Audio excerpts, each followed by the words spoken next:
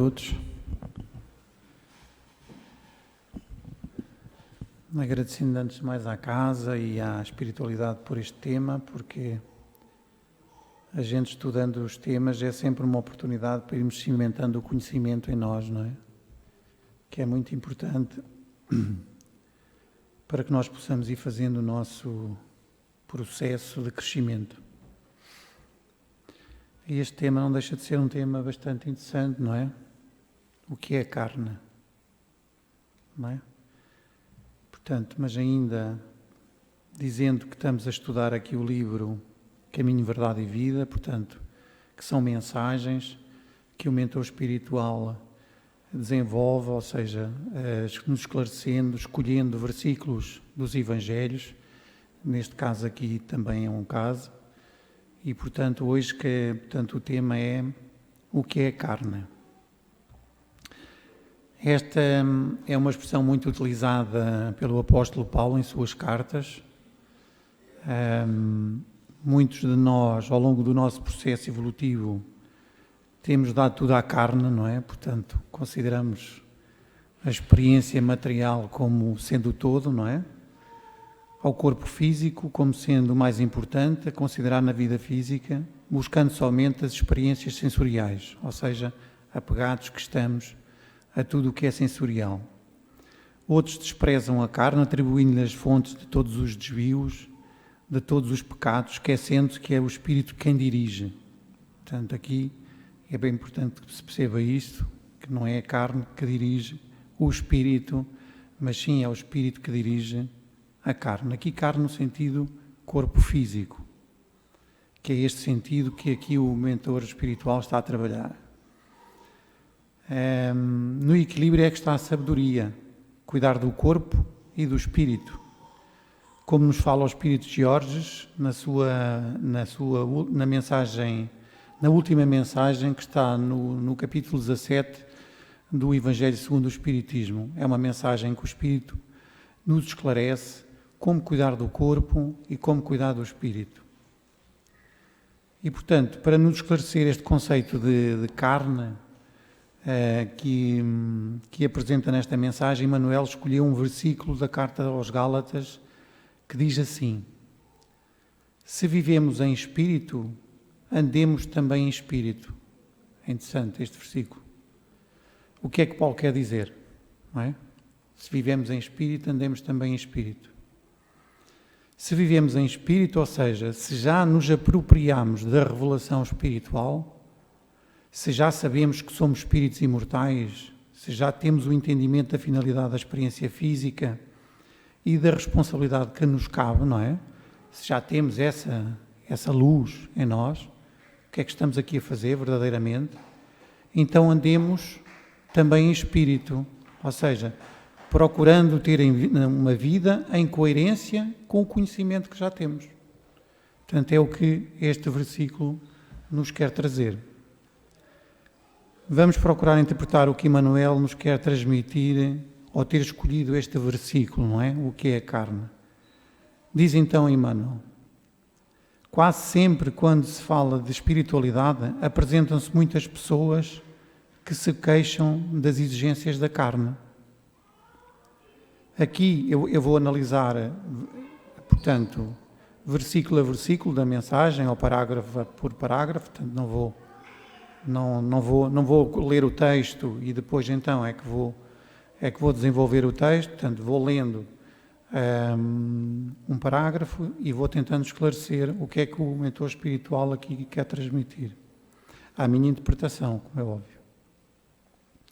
Aqui Emmanuel chama a atenção daqueles que se escondem atrás das exigências da carne, que se apegam em demasia a essas experiências, todas transitórias, não é? Bem sabemos, adiando a busca da realidade do espírito ao que realmente importa, a instrução, a renovação íntima, alegando que não têm tempo, não é? Vamos ouvindo às vezes muitas destas expressões. As pessoas não têm tempo. Ou que é isto, ou isto é para depois, quando eu me reformar. Portanto, as pessoas vão tendo estas expressões. Pronto, é um facto. Essas atitudes decorrem do nosso apego à experiência material. Portanto, não é bem o que as pessoas querem transmitir, não é? e aos laços ainda muito fortes que temos com o sensorial, não é? Com as sensações que a experiência material nos oferece, que alimentam o nosso egoísmo e as nossas paixões, não é? Porquê que alimentam o nosso egoísmo e nossas paixões? Porque os Espíritos também nos dizem, quanto mais fortes são os laços que nos ligam à experiência sensorial, maior é as nossas paixões, maior é o nosso egoísmo, maior é o nosso apego. Portanto, está intrinsecamente ligado uma coisa à outra. São fragilidades, são desafios que precisamos transpor se de facto queremos nos ir adiantando, não é? Portanto, temos que encarar estas fragilidades que nós temos e procurar superá-las. Continuando o mentor espiritual, é verdade que os apóstolos muitas vezes falaram da concupiscência da carne. Aqui concupiscência como sendo a ambição, como sendo a luxúria, portanto, como sendo os arrastamentos que as experiências sensoriais nos levam. Da carne, de seus criminosos impulsos e nocivos desejos. Nós mesmos frequentemente nos sentimos na necessidade de aproveitar o símbolo para tornar mais acessíveis as lições do Evangelho. O próprio Mestre figurou que o Espírito, como elemento divino, é forte, mas que a carne, como expressão humana, é fraca. Portanto, nós temos esta mensagem em Mateus, no Evangelho de Mateus. O próprio Mestre disse que o Espírito é forte, mas que a carne, como expressão humana, é fraca, não é? Portanto, esta expressão aqui. Carne aqui representando a nossa relação íntima que ainda temos com a materialidade, na forma de apego, impulsos e desejos. Pontos frágeis, velhas tendências que precisam ser trabalhadas para que possamos alcançar a vitória do Espírito sobre a matéria. Porque, no fundo, é isso que nós estamos aqui a fazer. Nós precisamos sobrepujar a matéria. Esses liames que nos ligam ainda tensos à carne precisam de ser superados. E para isso, portanto, nós precisamos de vencer estas tendências. Continua. Entretanto, que é a carne? Cada personalidade espiritual tem o seu corpo fluídico e ainda não percebestes, porventura, que a carne é um composto de fluidos condensados? É uma negação, não é? O corpo aqui representando o conjunto de micro-organismos, não é? Que compõem os tecidos, os órgãos, não é? Que servem ao espírito para fazer das suas experiências e depurar-se, não é? Porque, no fundo, o que nós estamos aqui a fazer nas experiências é precisamente nos irmos depurando gradativamente das nossas imperfeições. Na questão 367, os espíritos respondem a Kardec: a matéria é apenas o envoltório do espírito, como o santuário é do corpo. Portanto, unindo-se a este, o espírito conserva os atributos da natureza espiritual. Prosseguindo, naturalmente, esses fluidos, em se reunindo, obedecerão aos imperativos da existência terrestre, no que designais por lei de hereditariedade. Mas esse conjunto é passivo e não determina por si. Daqui podemos depreender que o corpo físico, não é? Como muitos de nós sabemos, está sujeito à lei de hereditariedade, não é? Portanto, recebendo dos seus progenitores, não é? Os genes que o espírito necessita para a realização das provas necessárias ao seu adiantamento. Portanto, nós não somos colocados naquele meio familiar, portanto, só porque sim, não é? Portanto, há um conjunto de situações que são as adequadas para nós reencarnarmos no seio daquela família. No entanto, esse conjunto de células que compõem o corpo físico é passivo, não é? Como aqui o mentor assim explica. Ou seja, o espírito é o que presida a sua elaboração, imprimindo as características que necessita para levar a cabo os desafios, as provas da sua experiência física. Prosseguindo, podemos figurá-lo como a casa terrestre, dentro da qual o espírito é dirigente. A habitação é essa que tomará as características boas ou más de seu possuidor. Emmanuel dá-nos aqui uma definição do corpo como sendo a casa do espírito, onde ele imprimirá as suas características, não é? Boas ou más, ou seja, os seus caracteres morais. É, portanto, na vivência, no corpo, portanto, que ele vai demonstrar aquilo que ele é realmente, a sua moralidade, a condição que ele está neste momento em termos de moralidade. Continuando, quando falamos em pecados da carne, podemos traduzir a expressão por faltas devidas à condição inferior do homem espiritual sobre o planeta. Portanto, estes pecados dizem respeito à parte em nós que ainda não foi trabalhada, portanto, porque aquela que já foi trabalhada já é vitória do espírito sobre a matéria, não é? Portanto, a proporção daquilo que nós já trabalhamos, digamos assim, nosso apego à materialidade, nossas paixões, nossos vícios, enfim, aquilo que ainda precisa de ser depurado, mas que diz respeito ao espírito e não ao corpo. Portanto, temos que ver aqui sempre o corpo físico como um elemento passivo. Portanto, o corpo, o espírito é que é o seu condutor, é ele que determina tudo. O corpo não tem, é um elemento passivo, portanto, não, como a roupa não tem qualquer influência nas minhas ações, não é? Portanto, o corpo para o espírito é exatamente a mesma coisa. Cria-lhe tentações, cria-lhe arrastamentos, mas ele só se deixa ir se quiser, não é? Portanto, como que a convidar-nos a centrar o olhar para nós mesmos, buscando esse trabalho de transformação do que é paixão em virtude, não é? O que é vício em virtude. Portanto, procurarmos trabalhar essa parte, essa dualidade que existe em nós, não é? Paixão e vícios que ainda transitam de polaridade em polaridade. Prosseguindo, os desejos alvitantes, os impulsos deprimentes, a ingratidão, a má-fé, o traço do traidor, nunca foram da carne. Portanto, aqui o mentor é claro, não é? Deixa bem claro que os desejos, os impulsos, a ingratidão, não é? A má-fé, o traço traidor, etc., não é?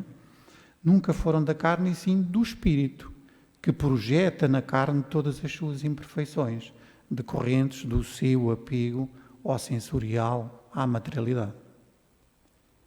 Prosseguindo, é preciso que se instale no homem a compreensão de sua necessidade de autodomínio, acordando-lhe as faculdades de disciplinador e renovador de si mesmo, em Jesus Cristo. Melhor dizendo, é preciso que a criatura humana desperte a sua consciência para a sua essência espiritual, compreendendo que lhe cabe subpor a sua vontade a essas influências que as paixões ainda exercem na sua vida, não é? Sobrepondo a sua natureza espiritual à natureza material. Surge a pergunta, não é? Como fazer isso? Como é que nós vamos sobrepor a nossa natureza espiritual sobre a natureza material, não é? Procurar instruir-nos, não é?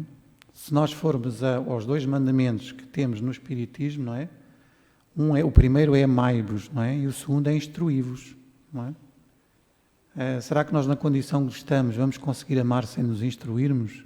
Se calhar é difícil, não é? Se calhar precisamos primeiro nos instruirmos para depois então podermos amar.